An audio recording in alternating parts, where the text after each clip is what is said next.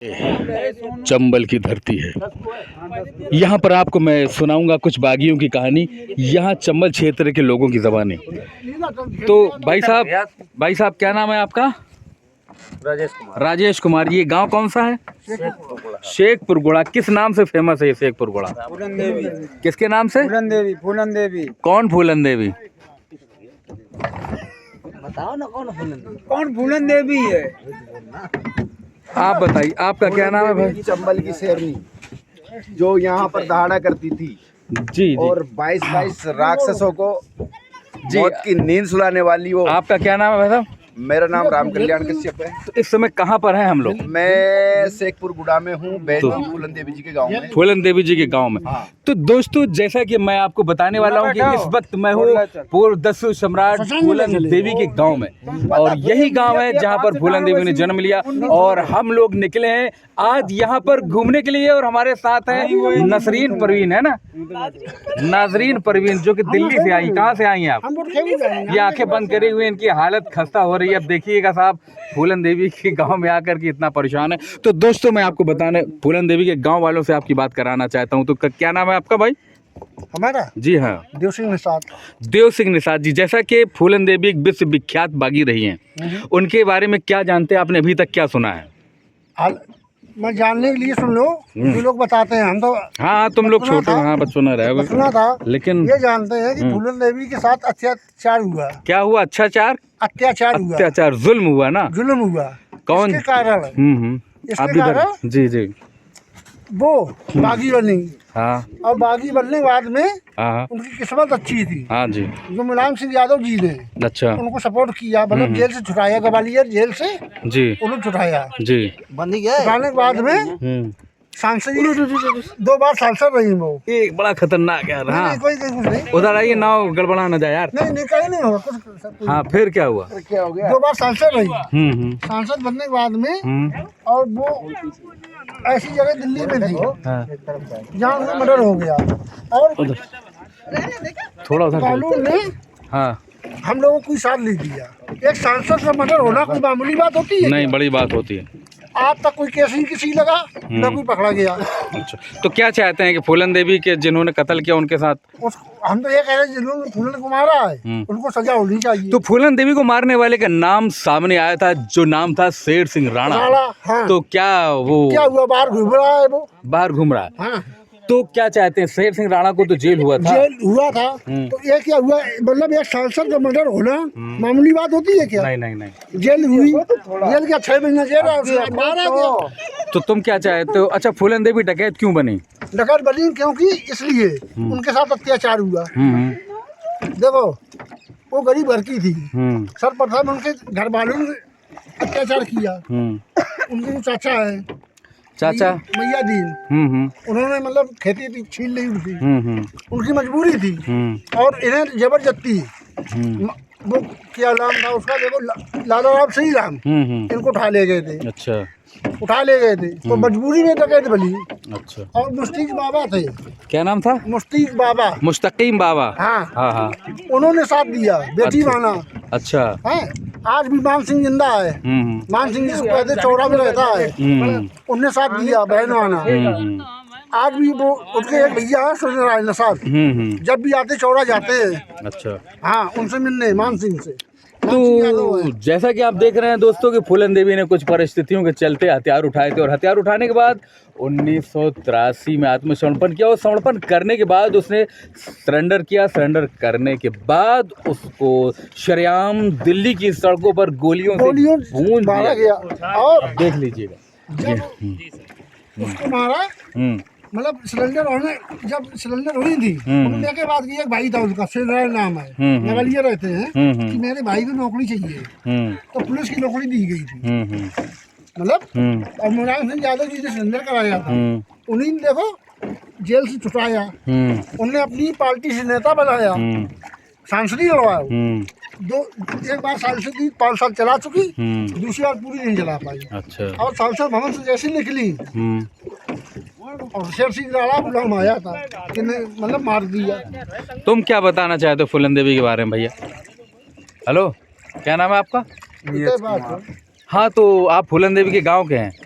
बुआ है हमारी। तुम्हारी बुआ है, तो तुम्हारी बुआ डकैत कैसे बनी? अब हम जाने का नहीं, हम छोटे छोटे थे। आप क्या जानते हो ये बताओ। भैया आप बताओ। हाँ, भैया फूलन देवी कैसे डकैत बनी? ये हम तो उनके छोटे वाले वो है नाती। नाती तो हैं, लेकिन गांव के चाचा बाबा, खालू खाला, मौसी मौसा कुछ तो बता तो हैं। बुआ है मुझे। तो बुआ तो हैं, लेकिन काहे के मारे बंदूकिया उठाई रहन? अब हम क्या बताएं, फिर वही हम बतावे। फिर हम बताओ जो काहे के मारे उसने असलहा उठाया फूलन? मालूम नहीं ना, जब उसके साथ अत्याचार हुआ है तो इसलिए उठाया उसने, गलत के लिए। तो गलत के लिए पुलिस थाना भी बना था। तो दोस्तों चलिए, ये है सबकी अपनी अपनी राय है मेरे भाइयों। और आप क्या बताना चाहते हैं? जी, मैं राजस्थान बारां जिला से हूँ जी। और एक्चुअली मैं जो बहन जी ने 94 के अंदर एक दल बनाया था जिसका नाम था राष्ट्रीय एकलव्य सेना। हाँ, राष्ट्रीय एकलव्य सेना। जी, जी। मैं राष्ट्रीय एकलव्य सेना का राष्ट्रीय कोषाध्यक्ष हूँ और मैं बारीकी से इस कहानी को जानता हूँ। जी बताइए, फूलन देवी ने हथियार कब क्यों उठाया? बहन फूलन देवी ने जो हथियार उठाए वो बागी बनी, उन्होंने विद्रोह किया। उसके पीछे एक कहानी है। जी बताइए। उनके साथ जुल्मकारियों ने छोटी सी उम्र में जुल्म किया, उनको उठा ले गए और उनके साथ, उनके ध्येय के साथ उन्होंने शोषण किया और उनको जहाँ तक कि इतना जलील कर दिया, वो समाज में जीने लायक नहीं छोड़ी। इधर आओ तो आप जी। जब वो इन लोगों से परेशान होकर के जब आत्महत्या के कगार पे थी, तो उन्हें एक मुस्तकीन बाबा करके थे, मुस्तकीम बाबा करके थे। हाँ हाँ। वो उनके पास गई और उनसे जाके कहा, बाबा या तो मुझे मौत दे दो या मुझे कोई ऐसी दम दे दो कि ताकि मैं जी सकूं। मुझे ज्ञान दो बाबा, मैं कैसे बच पाऊंगी। इन जलीलों ने, इन बदमाशों ने मेरा सब कुछ छीन लिया है जी। तो मुस्तकीन बाबा ने उनको कहा, बेटी मैं तुझे इस लायक बना दूंगा कि तू इनसे बदला ले सके। फिर? और मुस्तकीन बाबा ने उनको 4 साल तक उनकी गैंग में रखा, बीएड में रखा, डकैत गैंग में रखा और उनको हथियार चलाना और उनको सारे मतलब असले चलाना सिखाया। और 4 साल के बाद बहन फूलन देवी ने जाकर के, कौन सा गांव है, बेमई गांव में जाकर के, और उन जालिमों को गांव से बाहर बुलाया और 22 लोगों को, 22 जो वो थे बलात्कारी थे, शोषण करता थे, उनको मौत की नींद सुलाया है। तो क्या जरूरी था? ये कानून का सहारा भी तो ले सकती थी फूलन देवी जी। जब कानून ने उनको सहारा नहीं दिया, जब कानून ने उनकी बात नहीं सुनी, तो उन्होंने खुद ने हथियार उठाने पे वो मजबूर हुई है। मजबूर हुई है। और जब उनका नाम चला, पूरे देश में उनका नाम जाने लगा, तो एक पार्टी, मुलायम सिंह जी की पार्टी हुआ करती थी जिसका नाम है सपा, समाजवादी पार्टी। समाजवादी पार्टी से उनको इधर फतेहपुर या मिर्जापुर से वीडियो बना रहे हो ना, मिर्जापुर हमारे में से डाल देना। उनको चुनाव लड़ाया गया सांसद का और वो भारी बहुमत से जीत के आई। फिर जीत के आने के बाद में उस बागिन को, उस विद्रोहिनी को इन्होंने कठपुतली की तरह जब नाच नचाना चाहा, तो बहन जी ने कहा कि मैं ये दलितों को, इन पिछड़ों को, इन SC ST के लोगों को न्याय नहीं दिला पाऊंगी, इसलिए मुझे मेरा ही संगठन खड़ा करना चाहिए। और बहन जी ने एक राष्ट्रीय एकलव्य सेना के नाम से एक संगठन बनाया जी।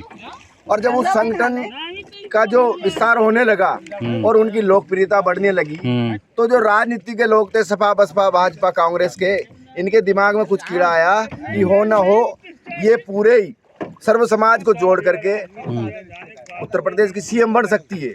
ये मल्ला राज करेंगे, निषाद राज करेंगे और इनको ये सामाजिक और आर्थिक और शैक्षणिक आज़ादी दिला देगी। इस गलतफहमी के मारे इन लोगों ने बहन जी की हत्या करवा दी। अब देखिए, जहाँ पर हत्या करवाई वो एक कैसी जगह है, अशोका रोड 44 जी। और सिटिंग सांसद जहाँ पर परिंदा भी पैर नहीं मार सकता, वहाँ पर बहन जी की हत्या करवा देना एक बहुत बड़ी साजिश है। और आज तक 23 साल गुजर जाने के बाद भी आज तक CBI जांच नहीं होना, ये हमारे समाज के लिए ये बहुत बड़ा तमाचा है। हमारे समाज के लिए ये बहुत बड़ा सौतेला व्यवहार है। एक तरफ राजस्थान के अंदर सलमान खान के द्वारा काले हिरन की मौत हो जाती है शूटिंग के दौरान, जी जी, उसकी CBI जांच होती है। मतलब एक हिरन के मारे जाने पर CBI की जांच होती है, हमारे भाई का कहना है।